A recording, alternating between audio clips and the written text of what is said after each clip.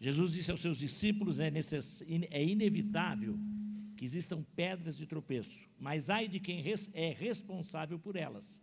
Seria melhor que uma pedra de moinho fosse pendurada no seu pescoço e fosse atirada no mar do que fazer tropeçar um destes pequeninos. Tenham cuidado, se o seu irmão pecar, repreenda-o, e se ele se arrepender, perdoe-lhe. Se pecar contra você 7 vezes num dia, e 7 vezes vier para lhe dizer, estou arrependido, perdoe-lhe. Então os apóstolos disseram ao Senhor, aumente-nos a fé. Ao que o Senhor o respondeu, se vocês tivessem fé como um grão de mostarda, diriam a esta moreira, arranque-se e transplantem-se no mar, e ela obedeceria. Qual de vocês, tendo um servo ocupado na lavoura, ou em guardar o gado, lhe dirá, quando ele voltar do campo, vem agora mesmo e sente-se à mesa? Não é verdade que, ao contrário, lhe dirá, prepare o meu jantar, apronte-se e sirva-me enquanto eu como e bebo. Depois você pode comer e beber. Será que ele terá de agradecer ao servo por ter feito o que lhe havia ordenado? Assim também vocês, depois de terem feito tudo o que lhes for ordenado, digam, somos servos inúteis porque fizemos apenas o que devíamos fazer. Oremos. Pai querido, obrigado por tua palavra que é viva e eficaz.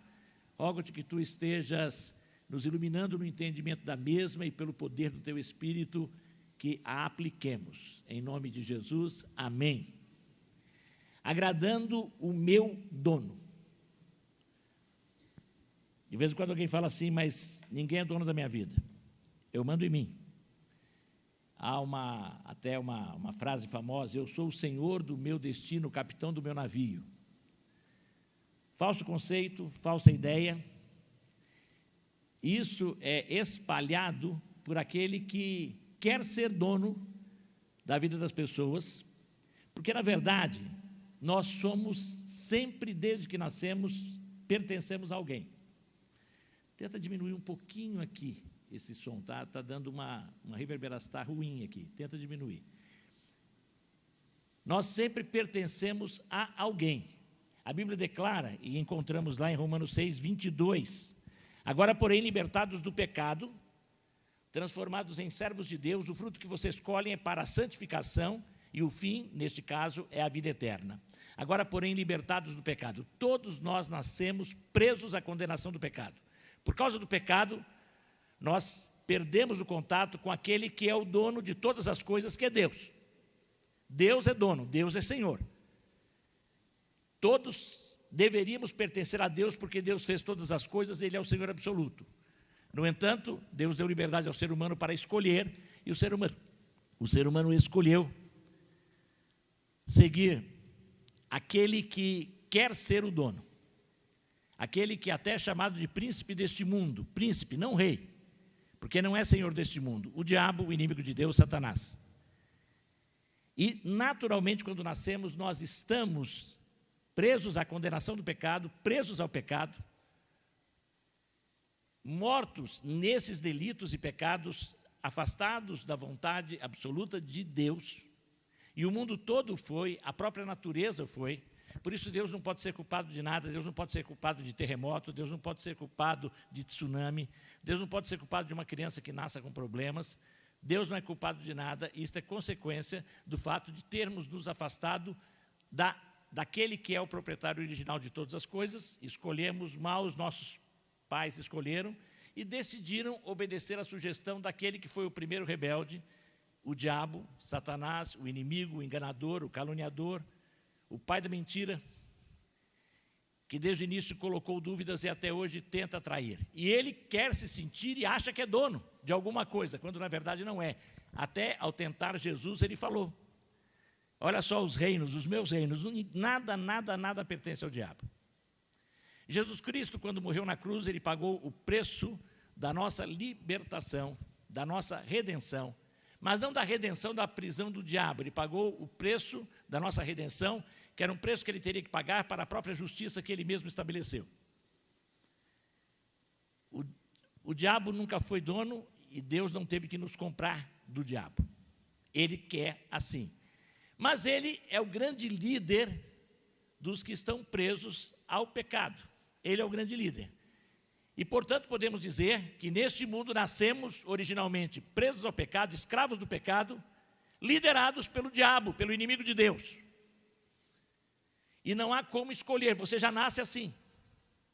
Agora, você, ao ser chamado, entendendo, reconhecendo, se permitindo, você agora recebe do Senhor a libertação, porque o efeito do sacrifício de Jesus na cruz, que pagou o preço da justiça de Deus, é o preço da nossa redenção, da nossa libertação, só que somos libertos para nos tornarmos servos da justiça, servos de Deus, escravos de Deus.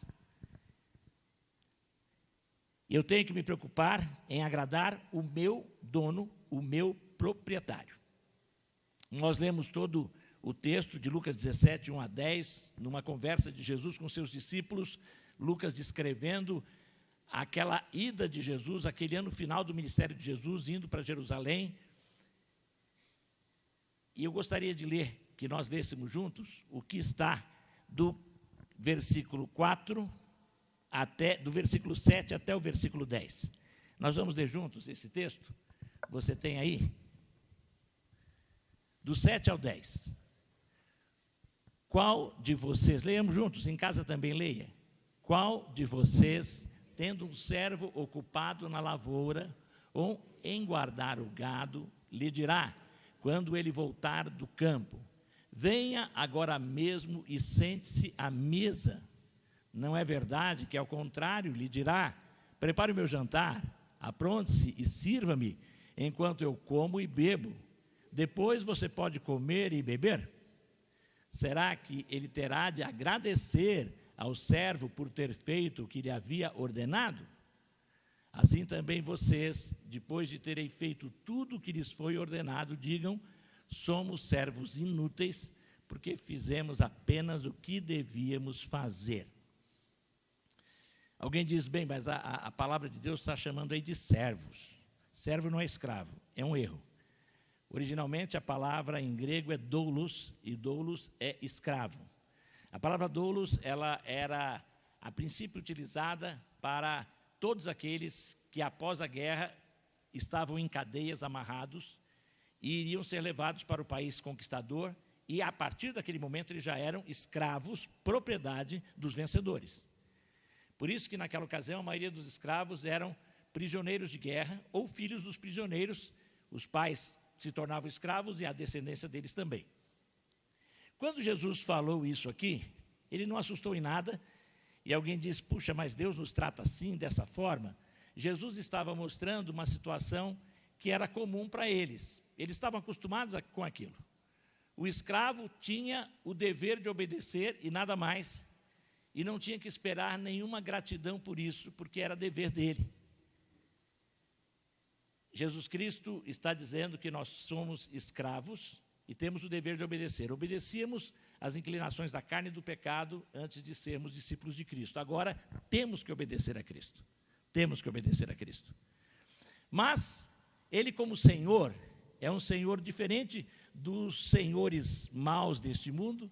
Ele é um Senhor amoroso e bondoso ao ponto de chamar os seus servos de amigos. Ele diz isso em João 15, falando aos discípulos, não chamamos mais de escravos, mas de amigos. Aí ele diz que quem é meu amigo faz o que eu mando. Na verdade, a relação não é aquela relação de ficar o tempo todo com uma chibata. Errou, pá, apanha. Não. Ele pode até disciplinar e disciplina, mas para o nosso bem e com cuidado, e não pelo prazer da punição em si.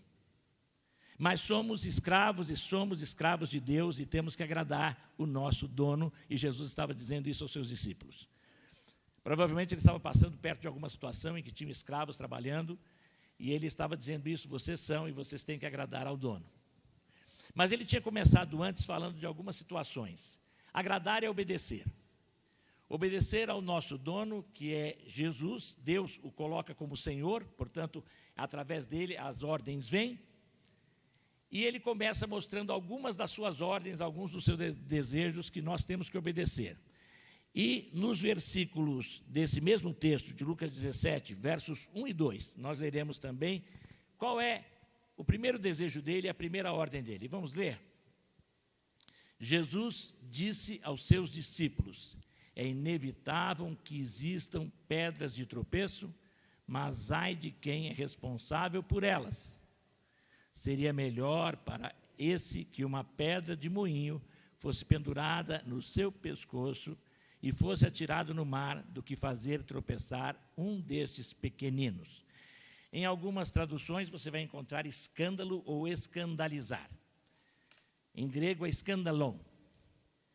E o significado é este: uma pedra de tropeço, que era colocado para atrapalhar alguém, uma armadilha para pegar uma caça, e aquilo era um escândalo, aquilo que era feito para tropeçar. Também há um outro sentido para a palavra escândalo, que seria impedir alguém, colocar uma coisa que impedisse aquela pessoa de alcançar um objetivo, de algo que existe para atrapalhar que outro chegue a algum objetivo.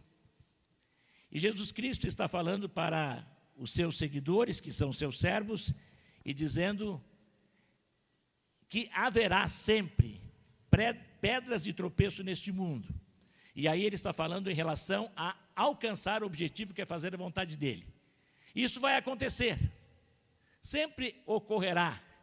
E pessoas que serão pedras de tropeços, pessoas que fazem parte do grupo dos discípulos e que serão pedras de tropeço, e alguns que dizem fazer parte.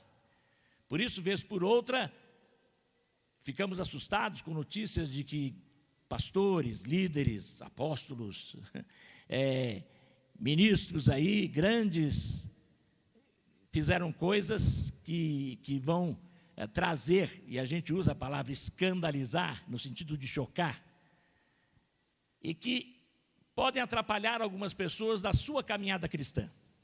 É claro que quem é de Deus, será de Deus. Só que ele pode ser impedido em servir a Deus melhor. O escândalo para um crente de verdade, não vai desviá-lo da fé. Não será a atitude de alguém que vai me desviar do chamado irresistível da graça de Deus, mas pode me atrapalhar de crescer. O texto de Romanos que nós lemos, nós agora nos tornamos escravos, para quê? Para crescer em santificação, até o dia da redenção e da glorificação deste corpo. Mas já somos salvos. E ele diz, isso vai acontecer. Escândalos surgirão, pessoas que vão fazer e atrapalhar os outros vão surgir, sempre surgiram e surgirão. E a Bíblia diz que aumentarão falsos mestres, falsos profetas, à medida em que se aproxima o dia da volta de Cristo, crescerão. Então não temos que nos assustar. Pastor, quanta heresia. Pastor, e agora nessa época, quanta bobagem dita na internet, quantas pessoas aí agora seguindo, alguns aí que na verdade são verdadeiros coaches e não profetas de Deus. Sim, isso é natural, infelizmente, porque o príncipe deste mundo, que não é dono de nada, mas que quer ser, ele quer atrapalhar cada vez mais à medida que vê que se aproxima a volta do Senhor, e impedir que outros cheguem. Agora, quem é de Jesus, vai ser de Jesus. No entanto, poderá não ser como deveria ser, crescer como deveria crescer. Agora, aí é um alerta aos discípulos dele, um alerta à igreja dele, nós, discípulos de Jesus, que encaramos com seriedade o seguir a Jesus, que realmente nos colocamos na posição de escravos de Jesus, que queremos fazer a vontade do nosso dono. A ordem dele é que nós não podemos atrapalhar ninguém. Então temos que tomar muito cuidado e não atrapalhar outros que querem seguir Jesus. Como é que eu atrapalho alguém que quer seguir Jesus? Eu atrapalho alguém com as minhas atitudes. E eu tenho que me vigiar sempre, para não falar palavras que possam atrapalhar a vida de alguém. Palavras ofensivas, palavras malditas, mal pensadas. Eu tenho que me vigiar para não ter atitudes, exemplos negativos e ruins. Um exemplo aqui para nós. Uma posição que a nossa igreja tem assumida, que é uma posição correta e bíblica. Alguém diz, não, mas a Bíblia fala que não tem problema quanto a isso, porque Jesus Cristo usou bebida alcoólica. Ninguém sabe direito o tipo de vinho que Jesus bebeu. E é engraçado que uma pessoa uma vez chegou para mim e falou, eu bebo vinho porque Jesus bebeu vinho. Eu falei, mas Jesus não bebeu cerveja, eu já vi você bebendo cerveja. E Jesus não bebeu vodka, eu já vi você fazendo caipirosca. Então, que exemplo que você está seguindo de Jesus? Na verdade, são desculpas que pessoas apresentam para fazer certas práticas que, na verdade, podem desviá-las e podem servir de tropeço para outros. O alcoolismo é um problema seríssimo. Começa com pecado, mas torna-se uma doença. E há pessoas que têm predisposição, estudos que comprovam isso. E você não sabe quem tem, talvez você não tenha, mas seu filho pode ter. E se você está usando bebida alcoólica, você pode estar atrapalhando seu filho. Outras coisas. Daqui uns dias alguém vai dizer que não vai se discutir mais bebida alcoólica, vai se discutir o uso de maconha entre os crentes ou não. Nos Estados Unidos há uma igreja que promove estudos bíblicos com o cigarrinho de maconha, porque diz que, inclusive, a pessoa fica até mais alerta, percebe melhor as coisas da Bíblia. Isso é verdade. Acontece isso. Os falsos profetas estão presentes em todos os lugares. Então, nós temos que tomar cuidado. Agora, tá bom, você tem lá a prática, minha tradição, minha cultura, isso, aquilo. Não poste na internet, se você sabe, principalmente, que se você é desta igreja, que a posição é esta, não poste essa prática sua na internet. Não faça divulgação disso. Fique com você. Sei de um jovem, alguns anos atrás, que a desculpa que ele apresentou para estar usando bebida alcoólica é que ele viu um líder da igreja fazer o mesmo. E eu fui atrás, e o líder negou, mas infelizmente ele fez. E fazia, e foi ruim para ele. Mas o pior de tudo é que aquele jovem, ele começou a se afastar. É claro, o problema era dele. Mas ele usou aquilo como uma desculpa para que ele se envolvesse, e ele está fora da igreja e se envolveu com outras coisas. Ele tinha problemas maiores. Mas aquilo foi o motivo. E ali houve um escândalo, uma pedra de tropeço na atitude de alguém que atrapalhou o crescimento do outro. Então temos que cuidar, mas temos que cuidar também com as nossas ações e reações, às vezes a maneira como falamos com alguém, como você pode não gostar de uma atitude de um irmão seu, mas trate com cuidado e com carinho. Agora, o escândalo pode começar dentro de casa. Filhos de crentes que se desviaram. É claro que são desculpas que apresentam, mas ouvi de um deles falando assim: meu pai na igreja era uma coisa, pastor, você não sabe como ele era dentro de casa. Como ele tratava a minha mãe, como ele nos tratava. Isso foi usado como desculpa. Muitos destes que eu conheci, mais tarde voltaram, mas demoraram para voltar. A atitude daquele pai atrapalhou os seus filhos. Foi escândalo, foi pedra de tropeço, impedimento para que ele crescesse. Então a ordem é: não seja escândalo, não seja pedra de tropeço. Paulo, falando aos Coríntios, ele disse que ele tomava cuidado até em não fazer certas coisas que ele sabia que em si não tinham problema. Comer carne, por exemplo, que era vendida nos mercados. Muitos mercados eram ligados aos templos, ou alguns dizem que muitos lá na cidade de Corinto, inclusive o maior fornecedor de carne, mesmo para o mercado central da cidade, eram os templos. Depois de sacrificar, não matavam todo o boi, não faziam holocausto, apenas cortavam uma parte, tiravam o sangue, e eram animais bons que eles vendiam. Na época não tinha nada de Ministério da Saúde, nenhuma preocupação com vigilância sanitária, e aquilo era consumido. E Paulo diz, muitos crentes achavam que isso era um problema, eles estariam comendo uma carne dedicada ao ídolo e eles poderiam ser contaminados. Paulo diz, não há contaminação em si nisto, espiritual.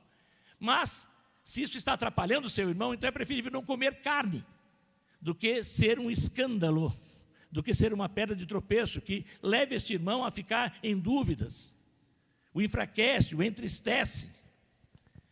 Por isso eu tenho que me preocupar realmente, porque é ordem do meu dono, que eu me preocupe com o outro que está ao meu lado, para não atrapalhá-lo, para não impedi-lo de crescer, com minhas palavras, minhas atitudes, até com as minhas roupas, com os meus jeitos e trejeitos, com a maneira de eu me comunicar.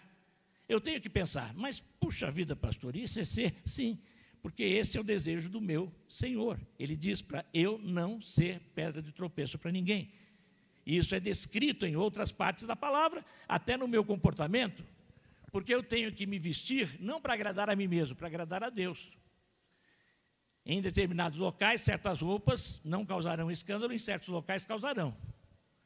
Uma senhora aqui numa praia, uma irmã, usando um maiô, claro que vai saber como, não vai causar nenhum problema. Agora, se você for para a Jordânia e for num piquenique lá e usar bermuda na praia, você escandaliza, porque lá as mulheres não usam biquíni, elas usam burkini, que é uma calça leg até embaixo, com um casaco, inclusive com um gorro. E nesse sentido, você tem que tomar cuidado no lugar em que você está.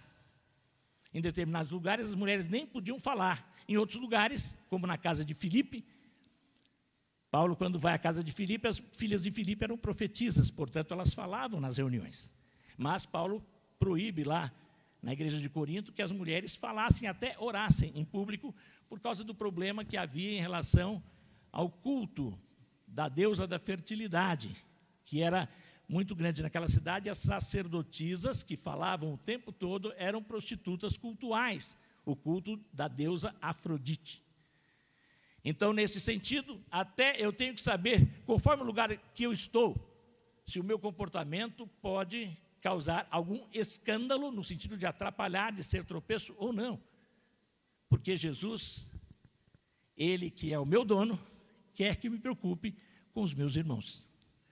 Que eu não viva uma vida egocêntrica, mas outrocêntrica, cristocêntrica e outrocêntrica. O próprio Jesus foi escravo de Deus e diz que foi obediente até a morte de cruz, está em Filipenses capítulo 2. Sendo fiel, obedecendo em tudo a Deus como Senhor. E Ele nos dá o exemplo de obedecermos, muitas vezes sacrificando nossos desejos, para não atrapalhar o outro. E a outra ordem que o meu dono manda que eu cumpra, está ainda no próprio capítulo 17. E agora nós vamos ver o versículo 3 deste capítulo. Seria o 3 e o 4, mas eu vou ficar só no 3 por enquanto. Vamos ler juntos? Tenham cuidado, se seu irmão pecar, repreenda-o. Se ele se arrepender, perdoe-lhe.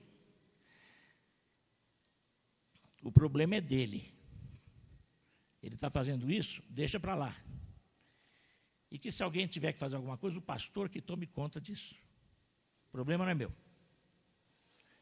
Se está acontecendo um problema com um irmão ao seu lado, você vê que ele está cometendo algo que não é do agrado de Deus, e você soube, e aquilo preocupa, o problema é seu também. Porque nós somos responsáveis uns pelos outros, e Jesus disse isso aos discípulos. Repreendam, mas repreender aqui não é dar uma bronca, meter o chicote. Quando a Bíblia fala em exortação, a palavra exortar, ela tem uma origem numa palavra que significa chamar para o lado e aconselhar no pé do ouvido. Esse seria o sentido original da palavra exortar. E Jesus está se referindo à exortação. Se você vê alguém com algum problema, você tem que, com todo o amor, como você quer que tratem você, porque se você tiver em algum problema, você quer que a pessoa chame você em amor, não é assim? Alguém que me vê fazendo uma coisa errada, se chegar dando bronca, cuidado, aí eu peco mais ainda. Mas se chegar falando, ó, pastor, aí, pastor, o senhor é tão querido, aí que me quebra. Pastor, o senhor é um homem tão bom, me quebra mais ainda. Mas, pastor, aí eu fico meio assim, mas com carinho, tal, em geral me chamando em casa, me oferecendo uma sobremesa, um doce, um café. Aí ali a gente conversa melhor, sem muitos problemas. Então, algum irmão, você viu que ele ofendeu? Chame ele para um café. Mas pague o café para ele. E vá com amor, com carinho, falar com ele. Diga aquilo que está no seu coração, com amor e com carinho. E às vezes você até está interpretando mal, e ele pode lhe explicar. Mas a ordem do Senhor é que eu ajude o outro. Mas a Bíblia diz que quem está em pé, cuide para que não caia. Eu tenho que ir com toda humildade.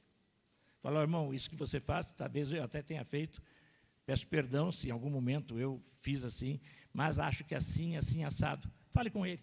Agora, Jesus falando a mesma coisa, semelhante, e isso registrado por Mateus, é dito, se a pessoa ainda assim está com problema, aí você chama uma outra pessoa para ir com você e conversar.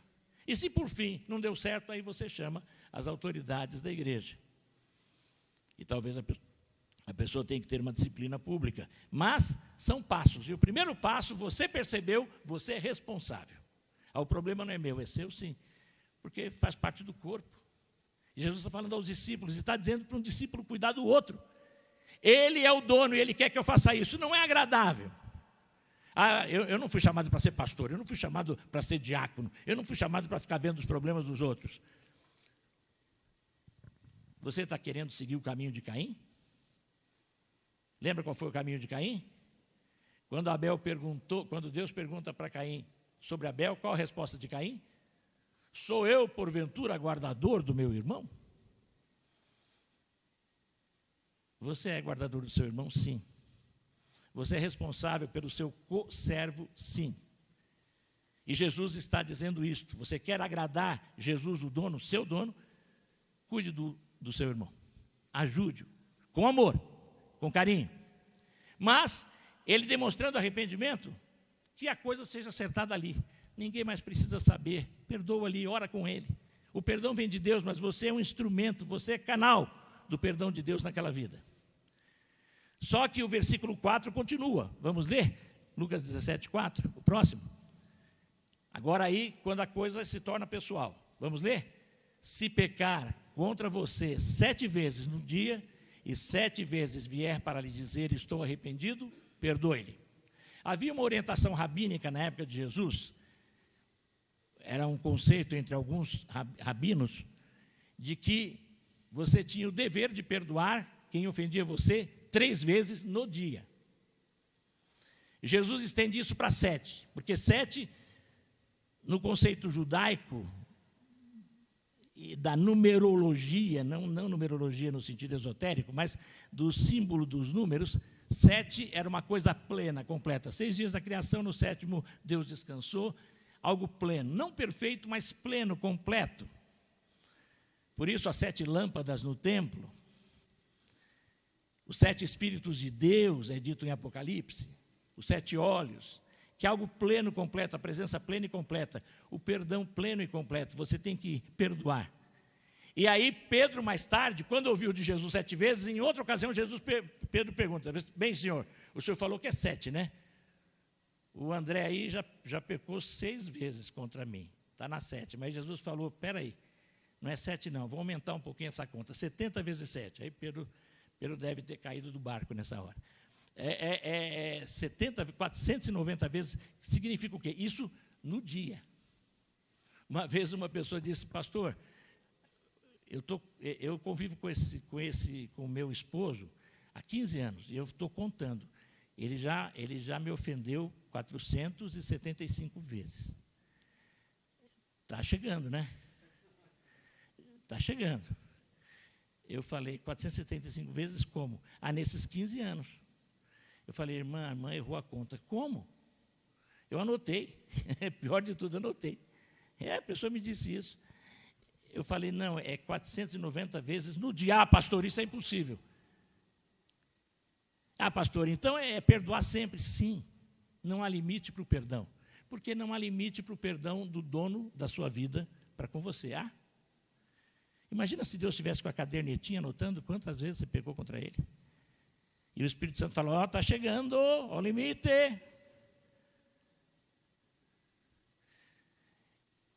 Ele é o meu exemplo. Ele é o meu dono. Ele manda eu perdoar infinitamente. Se o seu irmão pecar contra você, plenamente o perdoe, 7 vezes. É citado assim. Vamos ler de novo? Todos juntos? Vamos ler? Todos. Se pecar contra você 7 vezes num dia, e 7 vezes vier para lhe dizer, estou arrependido, perdoe-lhe. E se ele não disser, ele não vai poder receber de você a palavra do perdão. Mas no seu coração, você tem que ser tão somente... Eu não gosto muito de uma expressão que às vezes eu escuto de alguns irmãos, eu liberei perdão, como se você fosse o dono do perdão. Eu liberei o meu perdão. Quem liberou o perdão foi Deus, por meio de Jesus na cruz. Eu apenas sou um canal do perdão de Deus. O perdão é de Deus. Porque eu, como ser humano, não perdoo, né? A gente não esquece. Ele é que joga os pecados para trás das costas. Mas eu sou um canal do perdão de Deus. Eu sou um canal, e aquilo tem que ficar debaixo da pedra, não tem que ficar me ressentindo, ou seja, sentindo de novo, repensando aquela ofensa. É isso que é o perdão. Então, veio perdão pleno, completo. Esta é a ordem do dono, Jesus, para mim. Você pertence a Jesus? Então é para você também. E ele continua, e tem mais uma ordem. Vamos ver agora os versículos 5 e 6. Então, vamos ver. Então os apóstolos disseram ao Senhor: aumente-nos a fé. Ao que o Senhor respondeu: se vocês tivessem fé, como um grão de mostarda, diriam a esta moreira: arranque-se e transplante-se para o mar, e ela obedeceria. Então, os discípulos estavam pedindo fé para quê? Para poder cumprir as ordens do Mestre. Porque é só pela fé que a gente vai se preocupar com o outro. Às vezes o outro que nem liga para a gente. É só pela fé que a gente vai ser canal do perdão de Deus. É só pela fé que a gente vai ajudar o outro. É pela fé. O amor é pela fé. Eu já tenho contado essa história. A jovem chegou para mim e falou: pastor, eu quero confessar um pecado. Eu acho que eu odeio meu pai. Eu fui perguntar, mas era a maneira dele ser. Um homem que era aquele irmãozinho assim, no estilo antigo, baptista, bem antigo. Ele andava de paletó e gravata, e dizem que uma vez ele foi, a única vez que ele foi à praia, ele foi porque a igreja foi ao Rio de Janeiro para participar no Seminário do Sul de uma atividade, e ele desceu na praia, o máximo que ele fez foi tirar os sapatos, e ele entrou e pisou na areia, pôs o dedinho na água de paletó e gravata. Esse irmão andava assim, eu acho que não tirava paletó e gravata nem para dormir. Mas era um homem duro, era um homem iracundo, como a gente diria. O tratamento dele em casa, um homem honesto, trabalhador, mas com um grande número de filhos, com dificuldades. Mas um irmão querido, e ela falou: é difícil, ele fica toda hora, ele só grita com a gente, ele só... Eu acho que eu estou odiando meu pai, pastor. Aí eu falei: vamos orar. E você tem que amar seu pai. Eu não consigo, pastor. Vai amar. Ama sim. Aí eu tinha lido, um pouco antes, o exemplo de uma irmã que passou por uma experiência em que o Espírito Santo mandou ela amar alguém e perdoar alguém pela fé. Aquela expressão ficou comigo. E eu falei para ela: olha, você vai acreditar, e pela fé você vai amar seu pai. Como eu vou fazer? Toda vez, quando ele chegar em casa, você vai chegar para ele e falar: pai, eu te amo. E dar um beijinho na testa dele. Pastor, pela fé. E Deus manda, é ordem, amar até o inimigo. Já que seu pai está sendo seu inimigo, você tem que amar o inimigo. Não dá para amar o pai? Ama o inimigo. E ela na outra semana não me procurou, na outra semana eu a chamei e falei: e aí, pastor, não é que funciona? Meu pai começou a me tratar melhor, eu acho que já estou começando a gostar. Ainda não tinha chegado no amor. Falei: ama pela fé. Ama pela fé. Aí eu já vou para o dito, né? Amar até sem gostar. Às vezes não é gostoso, mas você tem que amar. Não é gostoso amar o inimigo, mas você tem que amar. É ordem do seu dono, do meu dono. Jesus é seu dono, é ordem dele para você. Para isso você tem que ter fé, e para isso você tem que pedir a Deus fé. Peça. A gente pede fé para tantas coisas, né? Peça fé para poder não escandalizar. Peça fé para poder ajudar o outro que você vê numa dificuldade, que você quer levar uma palavra, mostrar e dar um conselho certo. Peça fé para perdoar aquele que o ofende. Peça fé para amar como o seu dono ama você. Sim, é pela fé. E aí, Jesus disse, depois, agora vamos lá para o versículo 10, nós já lemos do 7 ao 10, vamos ler o 10? Todos. Assim também vocês, depois de terem feito tudo o que lhes foi ordenado, digam: somos servos inúteis, porque fizemos apenas o que devíamos fazer. Não ser pedra de tropeço, não induzir ninguém ao tropeço. ajudar aquele que está em dificuldade, dando um conselho com amor, perdoando aquele que o ofende. Isso nada mais é do que a minha obrigação. E fazer isso não é nada mais. Não faça isso para ganhar uma bênção de Deus. Eu vou fazer assim porque senão Deus não vai me abençoar. Não. Vou devolver o dízimo porque senão vou gastar o dinheiro na farmácia. Não pense assim. Pense em que você vai fazer isso porque essa é a ordem do mestre e depois que você fizer, mas se não vier aquela bênção, não tem problema. Ele não prometeu nada, você está fazendo nada mais do que sua obrigação. Mas é claro que quando ele citou esta parábola do senhor do escravo, ele mostrou uma coisa que era uma realidade para aquela época, era aquilo que era o escravo, mas ele já tinha mostrado várias vezes, quando chama aqueles para segui-lo, vinde a mim vocês que estão cansados, sobrecarregados, e eu vos aliviarei. Tomai sobre vós o meu jugo. Quer dizer, você não vai ficar sem uma canga, sem algo que o prenda a ele. Você vai trocar. Em vez de você estar preso ao pecado, ao príncipe deste mundo que é o diabo, à condenação, você agora vai estar preso a Jesus, que é a libertação, que é o perdão. E o meu fardo é leve, mas você tem um fardo. Você tem deveres para com o seu Senhor. Ser liberto da condenação do pecado não é ser livre para continuar errando, é ser livre para fazer a vontade de Deus. Porque agora você vai ter do Espírito Santo, por isso você pode pedir a Ele, Senhor, me ajuda a te obedecer. E só pela fé você vai conseguir cumprir as ordens do seu dono. Mas você tem que fazer isso para agradá-lo. Agora, saiba uma coisa.